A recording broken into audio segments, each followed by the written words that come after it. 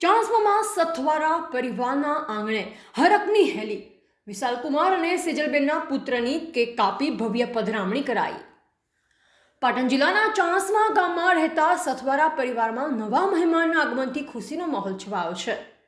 સથવારા પ્રવીણભાઈ ડાયાભાઈના પુત્ર વિશાલકુમાર અને પુત્રવધુ સેજલબહેનના ઘરે પુત્રનો જન્મ થતાં પરિવારમાં આનંદની લાગણી પ્રસરી છે।